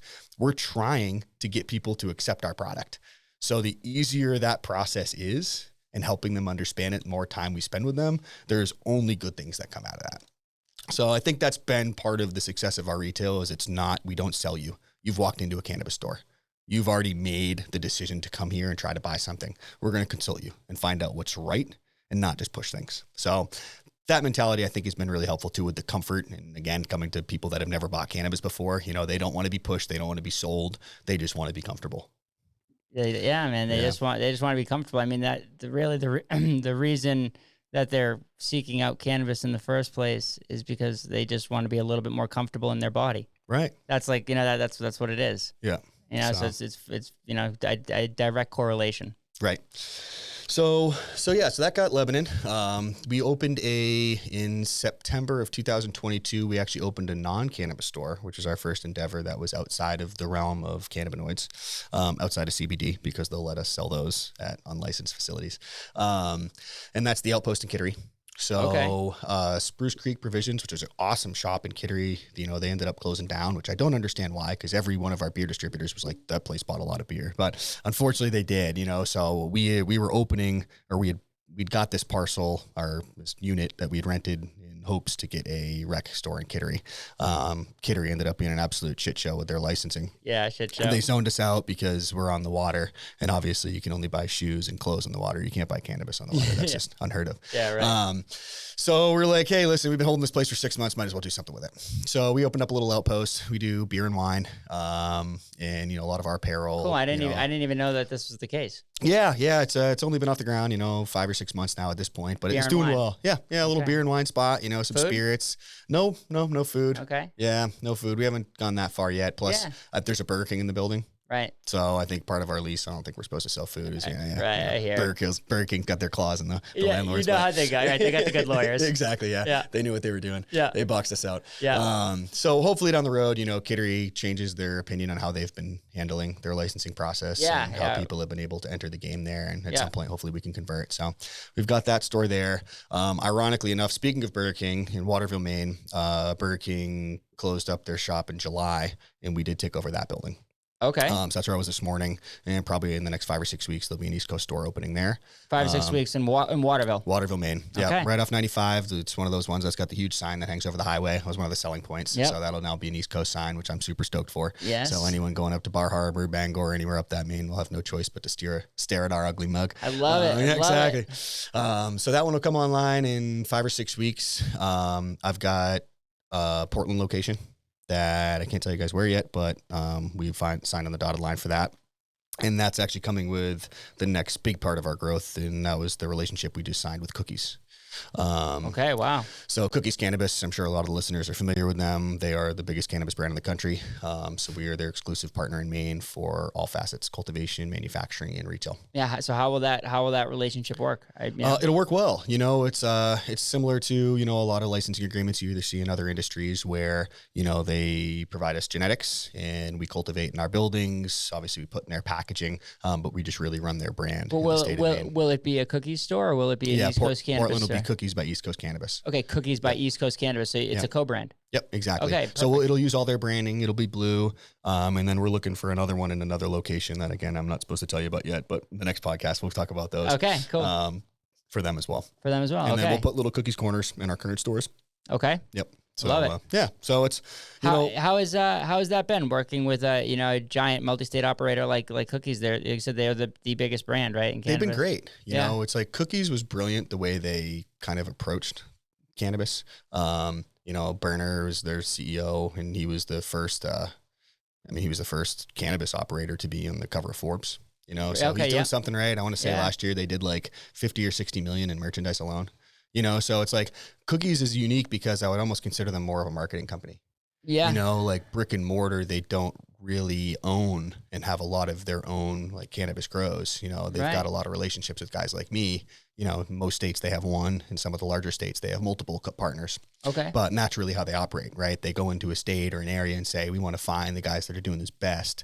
And then we want to have them help build our brand. We'll provide them all the support and all the bandwidth nationally that we have, and it's kind of a cool model. It is. Like for right now, I'd say it's like the coolest model that you can do. The only thing I'd say is like the Cookies by East Coast Cannabis is probably going to be better than the cookies in Maine. In Mass, because we hope so. Because right? we grow better weed, growing better weed up here. That's our plan. That's what we told them. We said, we're going to be your best partner. Right. So, right. And that's only good for them. Right. Yep.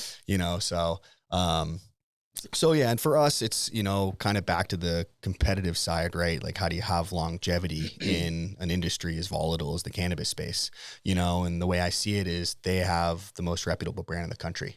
So what a great way to put ourselves on the shelves next to them right out of the gate. And be able to control that message, Love it. So, and it also gives people variety, right? They can still have the quality of something that was grown by East Coast, but you've got proprietary strains that are cookies, right? That now we can add to our bullet or now, that bullet to our gun. Are you going to be able to sell the cookies? You're going to have the cookies store. So you can have the cookies corners in each of the East Coast stores. So you'll be able to sell the strains in the, okay. Exactly. That's it sounds like a beautiful relationship. Yeah. I'm really excited for it. They've been a pleasure to work with, it's, MSOs, that term is dangerous to use in cannabis, right? You know what I mean? Yeah. Multi-state operators take a pretty big beating, some of them deservedly and some of them don't, exactly. We've looked at other states, right? And I like to think we're, ethical operators. We don't come and box people out. We don't come in with pointy elbows. We just enter the space and try to win by being the best at it. Mm-hmm. That's not how all MSOs run. We've seen what happened, with the groups like Wellness and stuff that's happened in Maine, so there's definitely two sides of the coin here and how MSOs operate. So it was really we're gonna have to do a full episode on wellness and that whole debacle. I know what an ordeal that was. So it's an interesting thing to navigate, because when we pivoted rec, all of a sudden, like a lot of my medical contacts and stuff, I wasn't hearing from them as much and they weren't as warm and fuzzy. And just by being a rec player, all of a sudden kind of put us in this category being like this big business bad guys. And it's been really interesting because it's like so many of these guys, I was like, man, like I grew this in my bedroom and I've been selling it to you for 4 years in your store. And like, if there's anything you should know about me, that's not us. Right. We just now we're big enough for, we have that appeal, or apparently we have that look, which is something I'm trying not to have. I like the East Coast brand. I want it to emulate with people that are outdoorsy, that are going hiking or live going to the adventure. Beaches. Exactly. That like to live the adventure. That's what we're trying to be in line with. Almost if like North Face was a cannabis brand. Yeah. But one of the unfortunate downsides is like we hear a lot that it makes us seem a lot more larger than we are and a lot more corporate than we are. That mission. Yeah, and I don't think it's the mission so much. I just think because the brand is so clean. Yeah, it is. And kind of like the Swiss design element that comes to it. I'm not really sure what it is about our specific branding or whatnot that people just from an outsider's point of view. We're in all the states, right? Just as a local, I obviously have the different perspective because you go and you see the stores and you see that and you know that this is, you say bootstrapped. That's not how they all, Right. I wonder how many of the other, Yeah. like So really, I wonder what that number is, I know. So it's been kind of like, that was interesting, and I talked to like a couple brokers that I used to work with medically, and they're like, everyone's all mad at you. And I'm like, well, why are they mad at me? It's like, I'm trying to make cannabis more accessible for everyone, patients and people that want to use it recreationally. Let's talk about that a little bit. Medical versus rec, I love medical. I mean, it's where we started. And like I said earlier, it's because of the patients that we are where we are. I am always continuously surprised at medical's hesitancy to rec and a lot of their operators thinking we're the devil. I think because rec is so expensive to get off the ground. Let's call it what it is. The licensing municipally and at the state level, it's expensive. All the seed to sale tracking, all the security we're mandated to have. I mean, you need to come at it with a lot of money. And that was difficult for us bootstrapping it. So it makes it really difficult. And I think that's why you have participation from so many MSOs, right? Because not a lot of people that have been growing 36 plants for 6 years have saved up enough cash to be able to like start to do this. So it was tough for us. You know what I mean? It's like, I was taking little loans from my friends, like a buddy's got 80 grand here. You know what I mean? It's like, trust me, we almost lost everything multiple times. It's like we had part of it. Exactly. You know what I mean? It's like, it's fun to talk about now, but I mean, I didn't sleep for like months at a time. So, so I think a lot of it's the perception of who a lot of the rec players are, were those heavily funded, out-of-state money, all that stuff, and it wasn't necessarily us. So it's like, I always appreciate opportunities like this to be able to tell our story, because it's like, that's not us, you know what I mean? And with that, a lot of those people, because they're so capitally invested in a move, they're very defensive of it, and they oppose opposition, they oppose, competition from other people that might try to come in and play, and that just puts a bad look in the industry. The way I see it is, it's like, open a store, you know what I mean? Like, that's fine. Like you said earlier, markets will naturalize. And if that store is taking a significant amount of our market share, then we're doing something wrong, because we've lost the interest of those people, right? So, I think that's probably the folks that don't know me personally, the reason that, or they knew who I am, but didn't get a chance to know me or understand like what we're all about. I think that's probably their initial, fuck him. You know what I mean? Like, he's going to big business. He sold out, whatever they think. Man, the rumors I hear all the time, Dana sold his position. He doesn't run the company. And you're like, all these things, like the rumors that people come out with will never cease to amaze you. None of that's the case either. But so back to your question, medical versus rec. You are, or are you not the CEO? I am the CEO. I still am. Yeah, exactly. I haven't sold my position. Okay. I still have just my 2 partners. So, but you guys, you said you have taken on, we had to borrow some you were money. honest a minute, man. Exactly. You said you brought on Tom that, and then obviously the other Waterville and then Cookies comes on board, so that's obviously an business is relationships, for some reason. It's like, again, it's another thing that has a negative connotation, but like the power of 2 people is just stronger than the power of 1, and if you try to do everything yourself, it's like, I don't know, Cookies did a good enough job branding themselves, or they sold $60 million of merchandise. I didn't do that this year. Right. Man, that's, you know what I mean? Yeah. Like, I hope over the next 30 years I can get to that number, right? So a rising tide lifts all boats, man. And like, that's it's about being well. It's about lifting the community up. And the more more of those players you have in the community, the way better off you're going to be. Right. So I think that's one of the biggest things, you know what I mean? Why rec gets kind of a bit of a bad stigma, and people kind of turn their nose at us a little bit in the medical community when we made the pivot. I'm hoping they've now learned that, we're not going to do what a lot of rec companies do. A lot of times I think they probably learned now. Yeah, exactly. Because like all the other adult use companies have been probably pretty shitty to them in some of the municipalities. I think, like you said, I think they probably have a better view of you guys. Right. I mean, maybe not your neighbors next door. The people who live are close to you, because it's just a business competition, and like. A person doesn't get their med card, and then they just let it lapse, and they say, okay, well, I'm just going to go over to the East Coast, and then they just get their, eventually, like you said, you will be able to compete with price, and that that's scary for them, because like if that's the case, and it's more, but it is man, like it's more accessible, it's I don't know. I think that the Maine medical program will always exist. It will. Just because they have so much loyalty. It has to. It has to, 100%. Right? How does it will be robust. I will say that it will, it won't go to being like a shit program like New Hampshire. Right. No, I shouldn't say that, because I don't know. I think it's not as good of a program as Maine. I need to learn more about the New Hampshire. Maybe we'll have somebody from the New Hampshire medical program on here. That would be really cool. Yeah.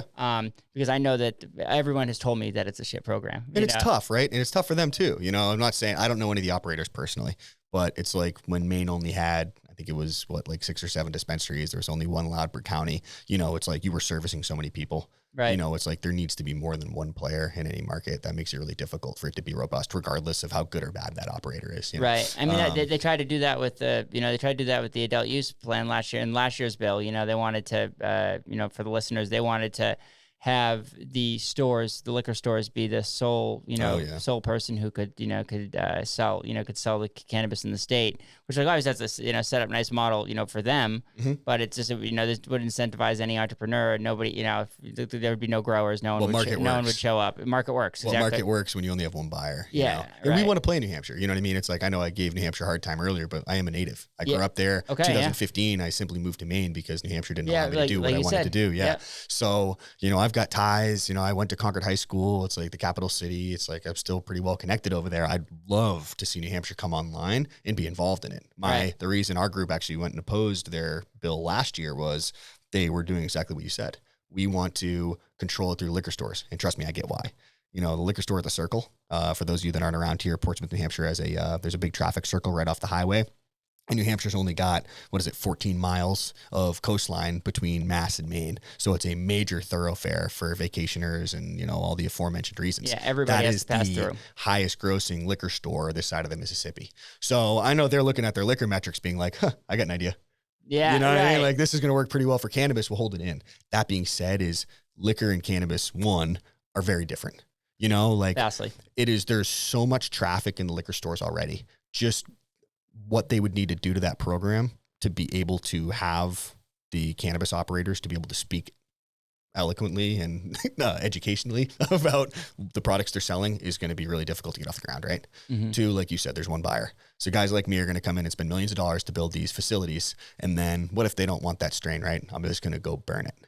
Yeah, it's not going to happen. So, and they control the price because it's state run. So they say we set this price at $800 a pound. That's what you're going to give it to us. That's just how it goes. That's what it is, Right.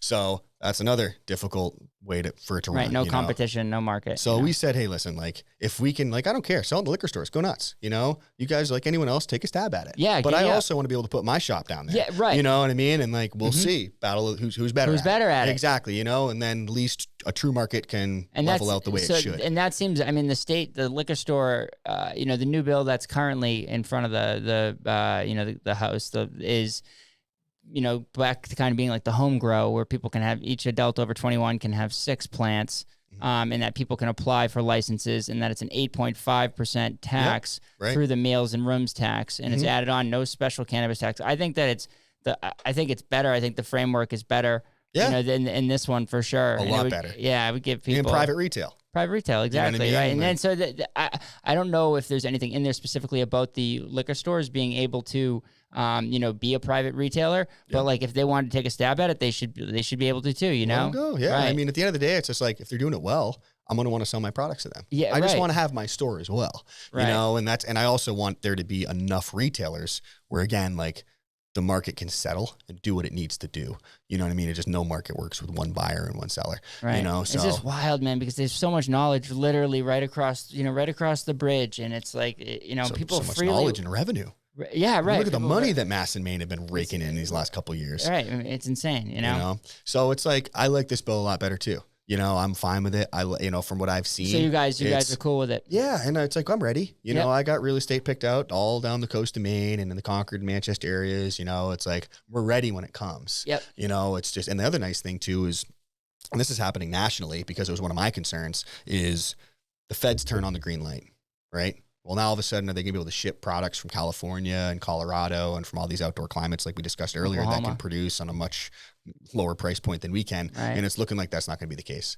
Most of the senators have stood up at this point and they've said, listen, we don't want that because look at New Hampshire. Pretty much unless you're Oklahoma, Oregon, California, those are going to be the states that are going to really lobby to be able to have, national shipping infrastructure for cannabis goods. Anyone that's late to the game is opposing it.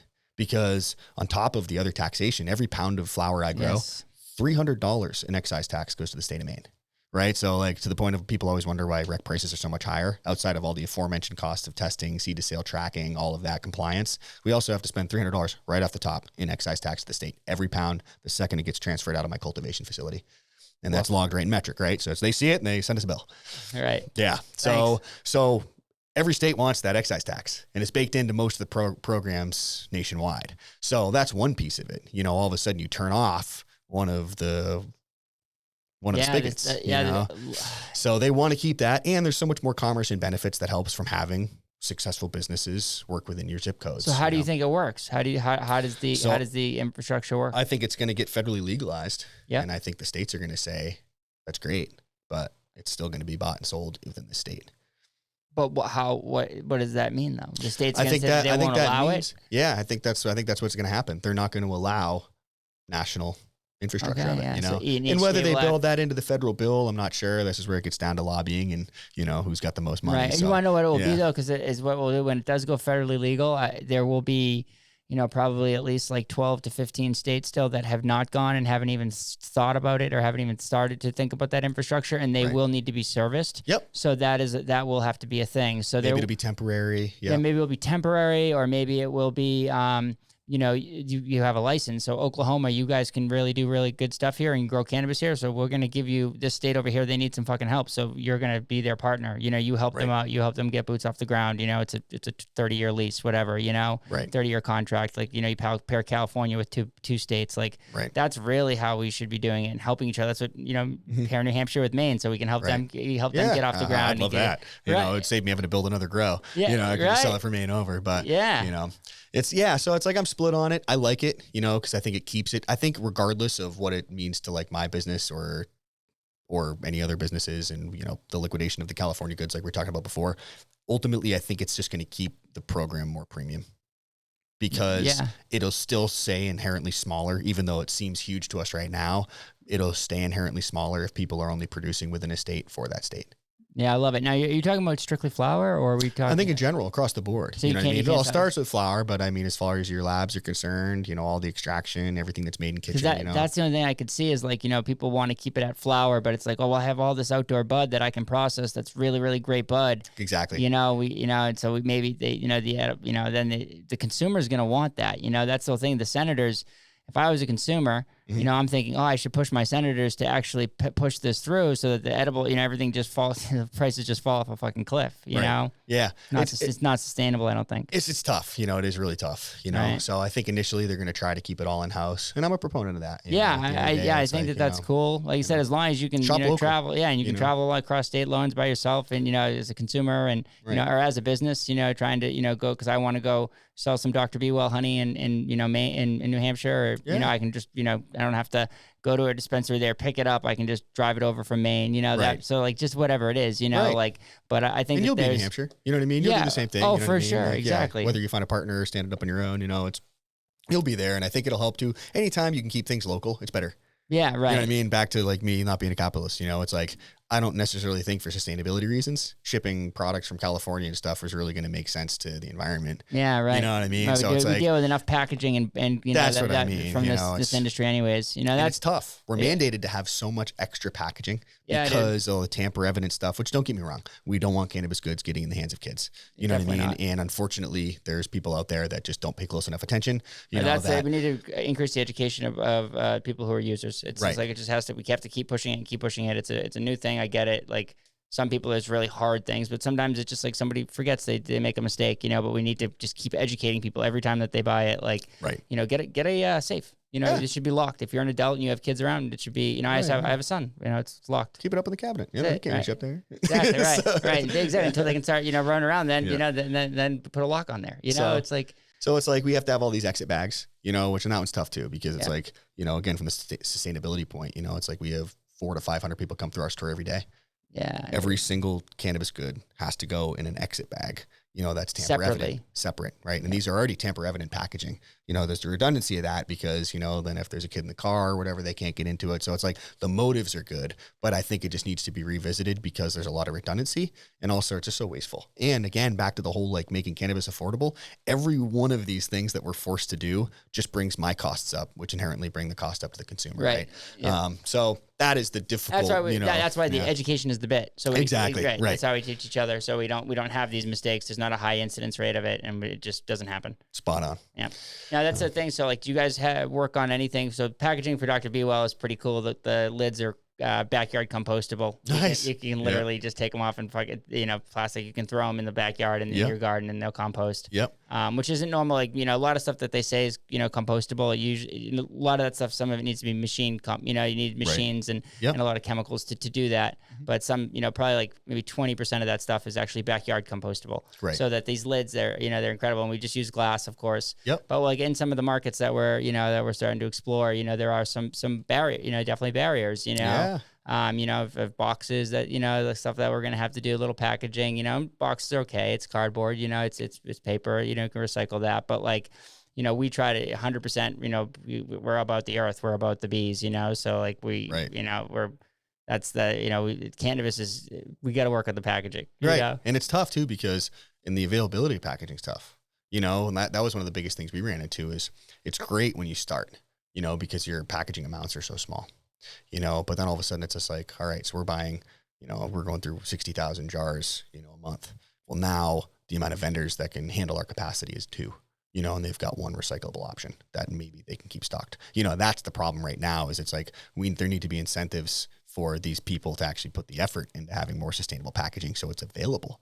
Because I'd say more than half of the people that I send out our specs to shop our packaging prices and find alternatives, they can't get us the source, what we need. Yeah, the quantities. Never mind what we need sustainably, So that is why, back to the whole premium thing is it's like we run with glass, because glass, at least we can urge the consumer that when they're done with that jar, they're going to recycle the jar. Recycle the jar, reuse the jar. Don't put it in the trash, reuse it. It's actually been really cool. I'd like to do it again. Last year, we did like a social media campaign around, trying to engage people in what they're doing with the leftover ECC jars. Oh, yeah. And that's been fun, right? Everything from spices to people growing little succulents and stuff with them. That was a pretty fun program. So, that's neat. It'd be fun to like, try to get going with like a program with schools or whatnot, but then we'd have to get the labels off it because I'm sure they wouldn't like East Coast Cannabis being in the kids' hands. So, that's the best we're doing right now is it's like anything that are coming in Mylar, the Mylar stuff is at least come to a point where there is actually like fast degradative Mylar. Yep. So it's not like a plastic base like it used to be. Mm-hmm. I honestly can't speak to you about what it's made out of. I don't know yet. I could ask our packaging rep, but from what I do understand, it's compost time in a landfill is like, 20x what it used to be. Cool. So these break down in less than a year, which is great. Because there's so much plastic Mylar out there and you can only imagine, it's like back to your point. I got into cannabis. I'm a sustainable guy. Like I want this to be done right. But the other side of this is like 60,000 jars, getting that shipped. The environmental impact is pretty heavy, right? So what was the impact on 60,000 pieces that could fit in 3 boxes if you go Mylar? So there's another thing that needs to be weighed out. So like for me, finding something that is like Mylar and bag based, but is also something that can easily break down, and can be recycled. That's the solution because it's not bulky, the shipping costs. Like another solution would be like a recycling program within East Coast Cannabis and within like if the dispensaries would come together. We tried. They won't let really? us. I cannot. People have come in because we even said, I called the state and said, hey, here's the deal. Like we hate, the amount of glass that I'm sure people aren't recycling. We can say and have all the signs in the world and put it on the packaging. But at the end of the day, who's to know what they're doing with it? I said, just let them bring it back. All we will do is take it and we'll recycle it for them. That's all I want to do. There is a cannabis law, back to being an OCP is great, but I think these are just some of the things when you're writing a bill, you might overlook. Yep. We can't take in store.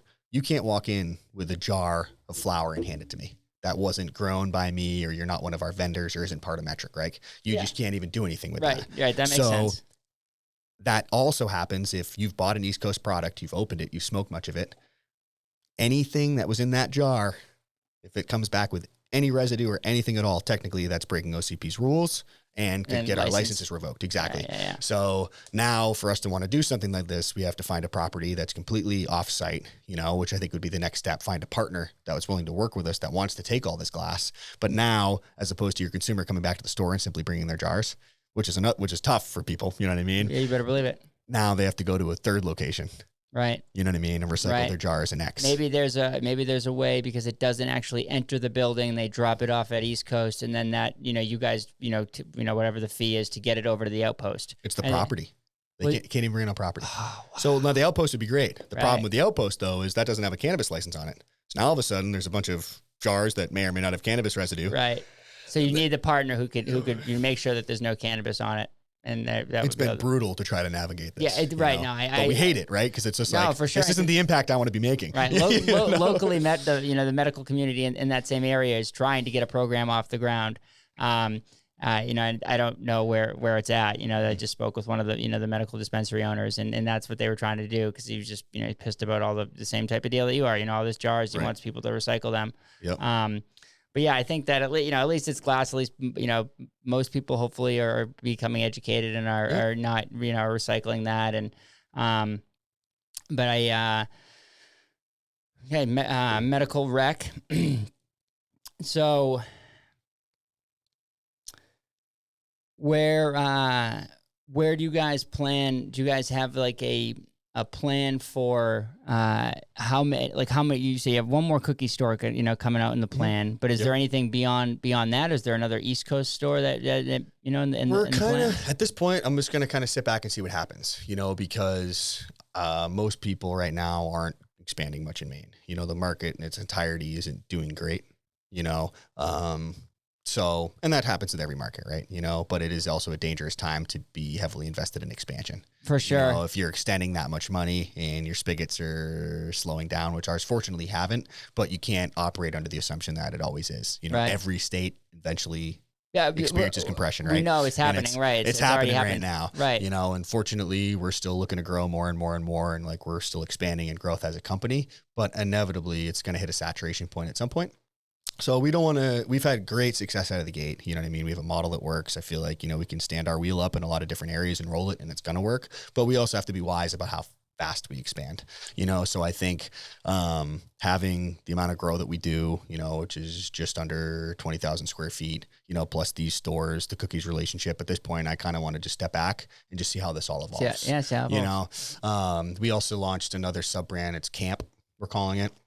I think the first Camp products hit the shelf about a month ago, but East Coast, as it's a very premium brand. There is a lot of people that, they want an eighth that is still that much quality, but maybe it's $5 or $10 cheaper because you didn't hand trim it. You threw it through a machine, and that does beat up in the bud. You lose some of the cannabinoids or whatnot, but there is still a big market for out there. Exactly. So it's like, we're never going to grow worse weed, but we can save on some of the other costs. For example, like the biodegradable Mylar is a drop in the bucket, the cost of glass. So it's like, we're just going to push that savings through to the consumer and try to have a more affordable premium brand, where some finding of those the balance. Exactly. Right. Yeah. So we think between Camp, the East Coast, we're going to launch East Coast Reserve. That's going to be the other side, right? That's going to be like the cuts that we spent 10 grand on, that, the old landrace stuff, the stuff that's super primo, that we only grew, maybe a couple pounds of. That'll be, very small batch. The Camp, like you said, just going to Camp, smoking a J. Going to Camp, make it easy. Yeah, giddy up. Exactly. Right. Just a fun brand, easy. And then the East Coast Reserve is like, we signed the deal. Let's roll some up. And then we've got cookies. Last year we signed the Belushi brand. Oh, okay. So that was cool. It's definitely something that I had come across on my research that you guys, brought them in. One of your partners had been doing some research on him and brought him in through his show. And I think what Belushi's done is like really cool, super cool. Yeah. He said, talk about education, guys. Like, you wouldn't think it, right? Like, people think of Jim Belushi and they just think like, back in the day, Animal House, whatever, but then you don't actually know like what this guy's been doing for like, it's been educating people on cannabis. Like it's really cool. It is. It's great, and we love it. And Paul, so Tom, I told you, my uncle, kind of his business partner and the guy that like runs a lot of his stuff for him, Paul Morissette. He just, at one point he was just like, what, they're cool. And Paul's great because like, he's not afraid of anything. And I think he just called them and like sent emails like through the link in their website. And it was just like, hey, here's where we are. Here's what our group's doing. Like, we're in talks of cookies. Like, we love you guys, and he's right in the age with the Belushi and whatnot. And within like a couple of weeks, we got an email back from their CEO that says, hey, we did a little research. We love what you guys are doing. Let's chat about this. So we went and met them in New York. And then they, we got everything through, grew their first products. And then when they were ready, Jim and his team came out and we actually did a concert at the Lebanon property, which was fun. So, and I'm a big musician, so it was a great time. I got to go out and play guitar with Jim Belushi and the Blues Brothers Band, which was like, how many people get to do that as a cannabis operator? So I was like a little kid in a playground. And they've just been incredible. They're about the right things, and the reason that I really like them as a brand and a partner is, like I mentioned earlier, we were so surprised when we pulled our diagram, or what am I trying to say here? When we pulled, I'd say when we pulled our stats out of, we said, all right, we've been a store now for a year. Let's see what our shoppers are and what they look like. Our consumer data. There's the words I'm looking for. Yeah. our average consumer is well over 40. So, and those are also the people, you know, the older and older people get, the more stigma of cannabis they've had in their lives. Yeah. So, you know, I asked half my staff, right? The majority of my staff is probably under the age of 25. You talk to them like, who's Jim Belushi? And half of them don't know, half do. Right, yeah. You know, have you seen the Blues Brothers? Half of them probably haven't heard of it, you know. Yep. According to Jim, more people have heard of, because that was a newer show that was on the TV, you know. But then you ask my dad and his friends, and there's not one person at that age group that doesn't know who Jim Belushi is. Right. Right. So for us, it isn't excited. It isn't excited and isn't happy that you like is super happy because you brought up the name Jim Belushi and is like wants to talk about it. You know? You know, and for them, it's just like, well, hey, like this is someone that's my age. I see them as a peer. They grew up in the same era I did. You know, it's relatable for them, you know, to have that. I mean, it's celebrity endorsement, but at the same time, he's also actively running his company, you know? So that was a big one for us too, is, you know, to have the Belushi brand. So, you know, kind of back to your question earlier, is that's kind of the presentation we're trying to give as a brand, you know, is it's like, you've got the East Coast, which is kind of our flagship brand. We've got Camp, which is a little more affordable. We've got the Primo and the Reserve. And then we've got the cookies market, and the cookies clientele is the opposite of the Belushis. You know, it's a lot more young, a lot more urban, right? So it's like, that is a completely different diagram. I don't know why that word demographic. My God, thank you. Than, you know, what we are already able to cater to, you know? Yeah, man. And it's tough in cannabis because we can't market really. Right. Yeah. You know what I mean? Advertisement it's so hard. You can only advertise in areas that you can guarantee the listener is over the age of 21. Right. So radio stuff is difficult. You know what I mean? Like, I don't even know what the rules are with podcasts. I was going to say, if we're going to have you guys sponsor the podcast, we'll exactly. Jacob, we'll look into the rules, right? Yeah. If you guys are willing to... We'll work on that. We'll work on that. Don't worry about that. We'll have Jacob check IDs. Yeah, exactly. Right. If you guys are willing to write us a check for some sponsorship, baby. Yeah, you know, exactly. Giddy up. You So know? it's a rule I can't work around, boys. Ain't a rule I can't work around. Don't worry about a thing. Make sure to keep him. He's good. Jacob's the best. So that's, you know, so how do you know, social media, it's easier to get in front of a younger consumer, right? Everyone that's, you know, 25, 30 years old, is most of them are on Instagram.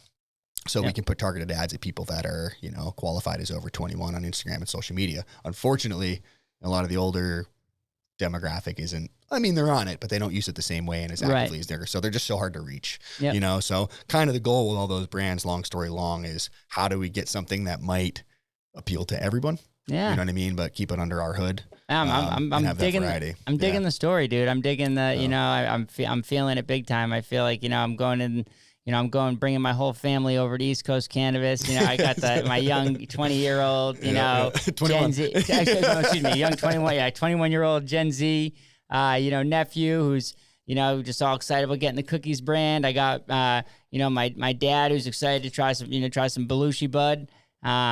You know, and then, you know, I got the guys who just, you know, a couple Mainers, you know, a couple guys who are, you know, here with me going to try the East Coast Reserve, you know, and they get the Camp brand as well. Right. Yeah, dude, that's a little bit of everything. A little bit of everything, man. I think that's a really cool, you know, really cool idea to go at it. Now, what do you think the future for other you know, adult use, you know, companies are now? I think there's, you know, I'm not positive the exact number in the state, and I did know it yesterday. But like, you know, how about many? 126 stores. I think that was the last one I pulled, around 125, somewhere in there. Yeah. Okay. So 125 stores. I think the next couple years in both the medical and rec markets are going to be a little ugly in the state of Maine. You know, I think there's going to be streets. There's going to be some blood in the streets. You know, I think and listen, like any industry, that is just the brutal reality to it. Yep. You know, as an industry becomes more and more mature, you know, you have more players, price points start to drop, margins are smaller, you know, and the more lean and mean you are, and attention to detail and where your true costs are only going to give you longevity in the space, right? So I think, I'm not saying that the people are going to fail or bad operators, right? You know, it's like cannabis is a huge real estate play. You know, it's like, we talked about my story coming into this, and it's like, we've done very well once we've had our stores open, but we wouldn't have even been able to open those stores, right, if we didn't have the real estate, you know? So it's like, if people just couldn't find real estate or weren't at the right place at the right time to get into something, that's a reason you could struggle in cannabis. So I'm not trying to say that anyone that's going to be the quote unquote blood in the streets is a bad operator. I think this is naturalization of a market. Yeah. Right. Yeah. Exactly. 100%. You know, so, and back to the whole, like, right now, it's why I like being vertical, because, you know, the prices could drop in half and we're still doing okay. You know what I mean? It's like, obviously it's lean and mean. It's going to be tougher. You know, we wouldn't be able to expand like we're doing now. Right. You know, But we wouldn't be able to fund all that. You don't have to go to your supplier and say, he says, hey, sorry, that's not the price. Right. You don't even have it. You know, you can't even buy it. Whereas, you know, if cutting it in half is your whole margin because you've got a broker in between yourself and the grower, you know, it's just going to be, you're going to have to wait it out, and hopefully you can survive that year and a half. It happens in every state, right? Prices get dangerously low and then they level back out, and they usually level back out. Like in Colorado right now, they're in the mid-teens, you know, to $2,000 a pound for the premium stuff, you know, and I think that's a little lower than Maine is right now. You know, on average, I think the medical market's actually starting to get well below that, and you have your outliers, right? Medical is definitely low below that. So, and I've lost touch a little bit with the medical stuff. You know, and just to touch on that a little bit, I don't think I really finished my thought on the rec versus medical. I don't think medical should go away, right? You know, because there's still a lot of people that need it. You know what I mean? And I think one of the reasons we have to have medical is a regulation reason. You know, I'm only able to make a 10 milligram gummy. Yeah, right. You know, I can't make one for the medical person that needs a 50 or 60. I'm mandated. Someone who needs a 1,500 milligram RSO dose. Right, exactly. You know, those people are out there. They are. Yeah, we had someone on the show. The other day that just was was talking about treating a patient with 1,500 milligrams, another patient with 5,000 milligrams. Single use. A lot. Yeah, a lot. So but much. It's stage 4 cancer. You know, it's worked for people like that. You know, and it's like, you know, I'm always careful to say this, but it's like we've seen that bring people's cancer back. You know what I mean? In those late stages, it's difficult. But, you know, actually one of Tom's guys, his old grower, you know what I mean? It put him in remission. Yeah. You know, he was taking doses like that. And he's like, I mean, obviously, he's like, it's a lot of cannabinoids. He's like, I wasn't crushing it functionally. No, yeah. He's like, but at the end of the day, he's like, it got rid of my cancer. Right. Yeah. You know? I mean, it's your body is so confused because of the cannabinoids. And they think that's kind of maybe what the mechanism of action of why it's helpful. Yeah. And you got to get, you're not going to be functional, right. At first. Right, it's but you're just trying to heal yourself. And you want to know what it is? Like if you have that stage cancer, like you should be resting anyways, but the brain never wants to rest. So it's kind of a nice tool for that as well. And the other reason I think too, is it's like adolescent use, and this is always you have to tread very lightly when you talk about cannabis use in adolescents, because you get a lot of kickback.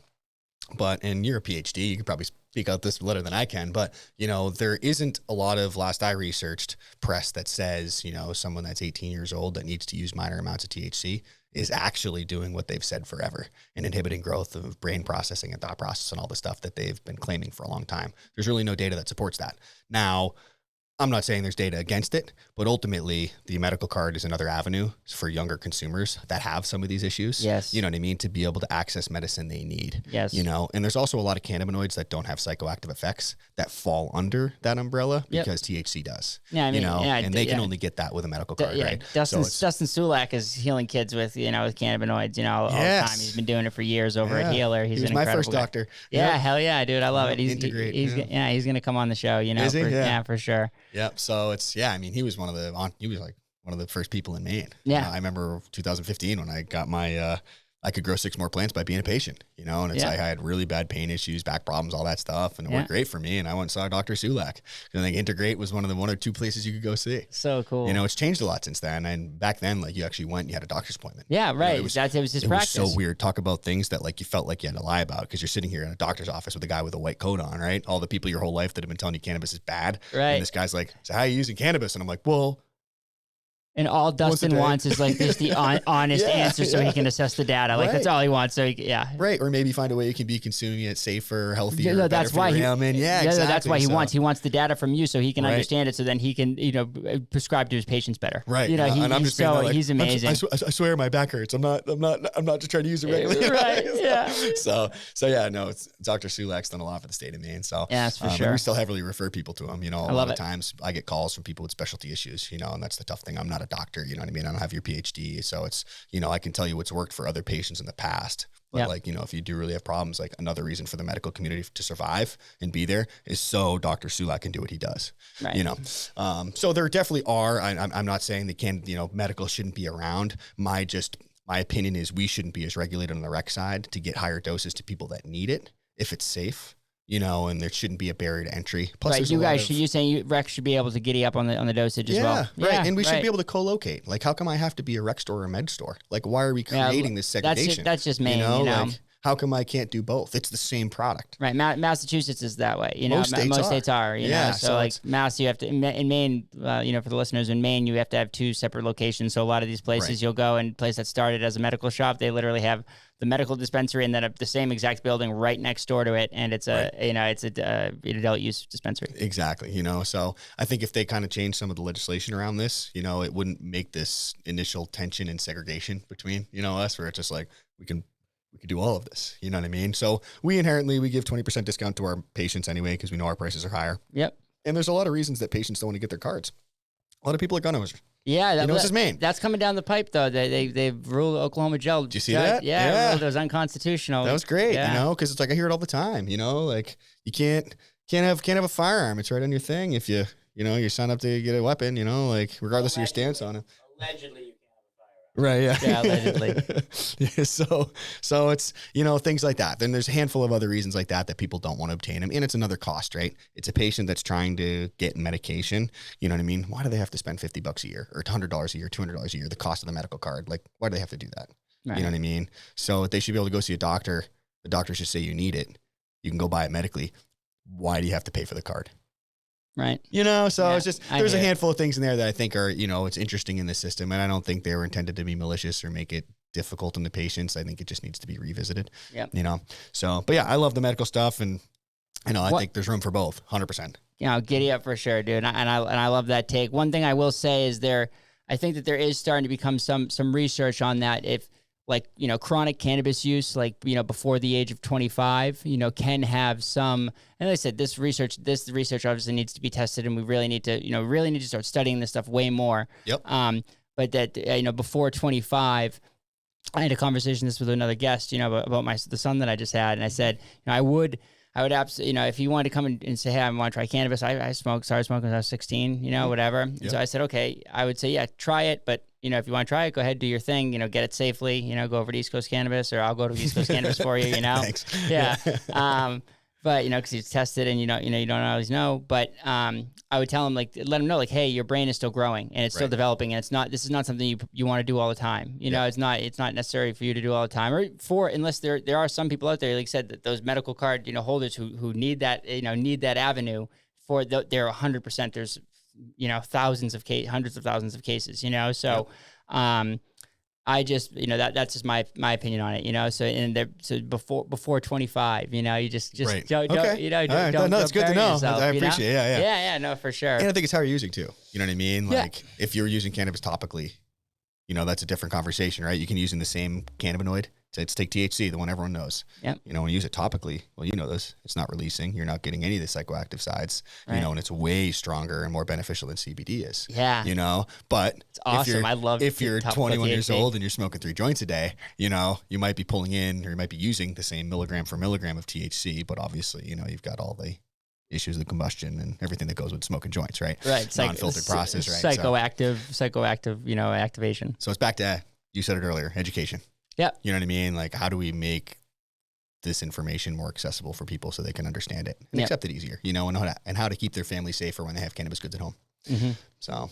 No, 100%, man. Now, so this podcast has, you know, we're getting a bunch of episodes done, you know, for coming up for a launch party, you know, on 3/11. Yep. And so now you're in a band.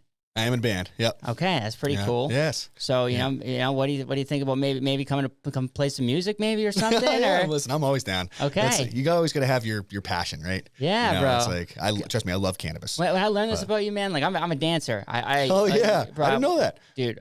Dancing is a part of my story, big time. I feel comfortable being myself and doing this show and being the person who, you know, being Dr. BeeWell, doing this stuff because dancing taught me how to be myself and to be comfortable with myself, and I love it. You'll have to listen to Scott Millett's Fat Again podcast. And you know, I did an episode with him because I lost, you know, 80 pounds while I was dancing and, you know, going through this journey. And yeah. That's so cool. What kind of dancing do you do? I just free form, you know, just like free form. I love to go out and it's really about the people, you know. Yep. I love to go out there and inspire people to just be themselves, to be well, you know. Right. I'm out there and at first, like, people, I learned in the basement of the Thirsty Moose, I would go in there by myself and I don't drink. So I have a partner. So I had I was past that point in my life where I wasn't actively seeking romantic engagement. Yeah. And I just would start dancing and starting to find myself. And at first I would get so nervous. I feel like I was going to throw up. Sometimes I would throw up. Yeah. But it's crazy. But then I kept wanting to dance. So I kept trying to do it. And then, sometimes, people would pick on me and they say, oh, this guy, look at this weirdo, dancing, blah, blah, blah. But then after like 2 songs, if I keep dancing, those same people, they start dancing with me. And then I started to learn all this stuff about like psychology and how people are, they're just, they just want to be themselves, but they see me doing it and they're saying, oh, that guy can't, you look at this idiot, look at this, but then they're dancing with me because everyone just wants to have fun. Everyone wants to be themselves. And like that power is like, it's an incredible thing to share with people. That's so cool. Yeah, nice. It's so cool. So like, and that's the thing is when I learned that you played music, I was like, yo, are you serious, man? Like, I can't believe that I haven't heard this guy's, what's the band called? It's Jamsterdam. Jamsterdam, dude. Like that is just such a giddy up. Like you would be playing the music, man. And I would just be vibing and dancing so hard, and like that. It's such a part of my my story. So when I heard that, I was just like, dang, bro, that's super cool. Connected on another level. Yeah, all right, we'll play if you dance. Bro, that's the deal. Yeah, bro, that's it, man. And I will dance, and everybody will start dancing, and it's gonna be awesome. So that's awesome. Yeah, it's got like for me, it's music. I think should be a part of everyone's life. It's another language. Really, it's just like, it's kind of like being bilingual in another way, like, yes, sir. Get out there and learn an instrument because, I work in cannabis, and I think a lot of people look at that like it's all fun and games. You're just playing in the flowers, but trust me, there is the stresses of any other job, and for me, my release is going home and I can, plug in and play my guitar and you can't think of anything else when you're playing music. Right. So, and it's funny too, like the degrees of separation, I think we're learning a lot is the Thirsty Moose was actually, I think the second room our band ever played a concert. Or played a show when they were born. I think they opened in like 2012 or 13. Yeah. Okay. And we ended up somehow getting in with them and played a couple of their first shows. And then the Moose was like home court for us, So like I grew up in that basement, man. So you probably danced to us before and neither of us knew about it. Yeah. Literally, it's probably happened, man, because like you said, you were, you grew up in that basement. I literally say to people, I was born in that basement. I say that to people, right, so it's like, it's really cool how, today, like you said, Dan and I, we play golf together, once before, we've met on business a few times before, but we don't have, a super, close relationship.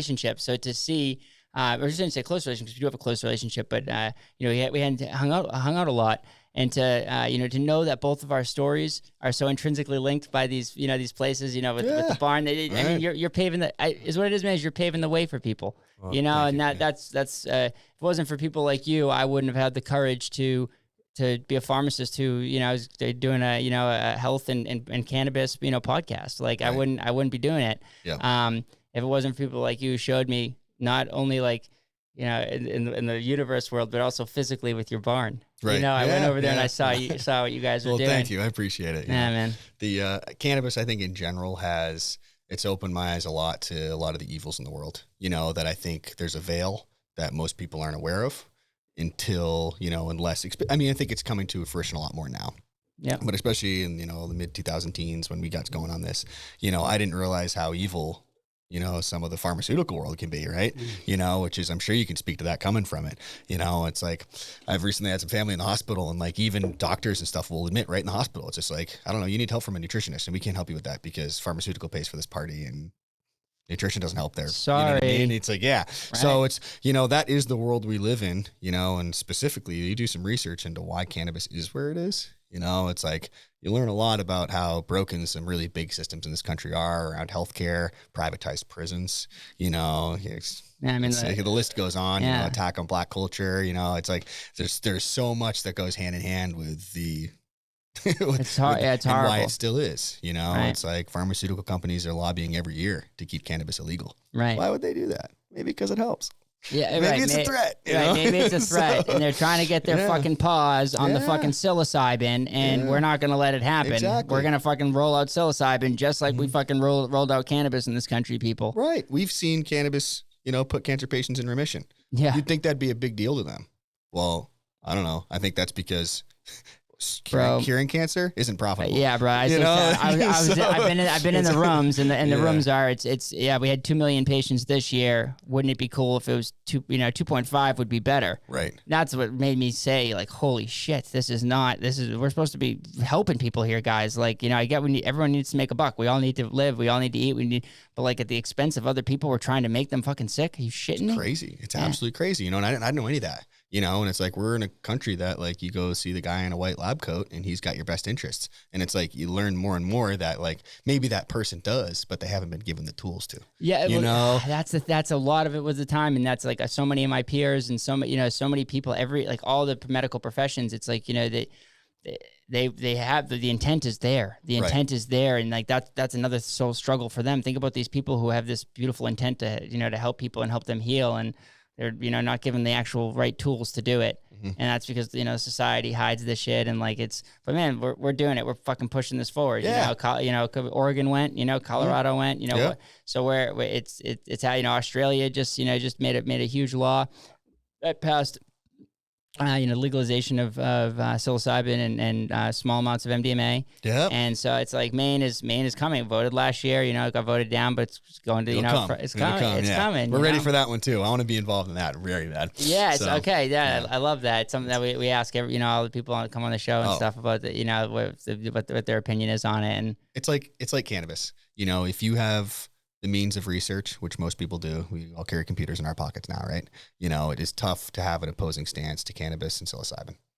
Yeah. With the amount of research out there, like how can you stand up and confidently say that unless someone's paying you to, or you just don't know how to adequately research, and that's as simple as it is because the data is there now. Yep. And anybody who wants to oppose that and wants to come have a talk about it. Have a conversation about it. I love these. Yeah, Dr. BeeWell, and Dana will come on too. You'd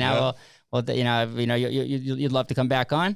Oh, of course. Okay, of baby. Course, yeah, I'm get you up, man. Here, guys, yeah, no, we love it, man. It's like you said, we're if anybody wants to come on and debate that with us, we would love to get you going because there's just education in that, and that's what we're literally all about. I love it. Yeah, it's like I look for those people. It's like speaking of sharp elbows earlier, I get it from my wife every now and again, be in a social setting and someone will, say the wrong thing, and it's just like I'm up with one side of them down the other. And I just kill them with kindness. Like, why? Can you tell me more about that? Bro. You know what I mean? Like, what's here to back you up, and let's have a conversation. And listen, I'm not going into these conversations trying to be a dick, even though sometimes I'm hot around the collar at the ignorance, like how ignorant they are that they could have done the research to begin with. But I take it as an opportunity to educate a new person.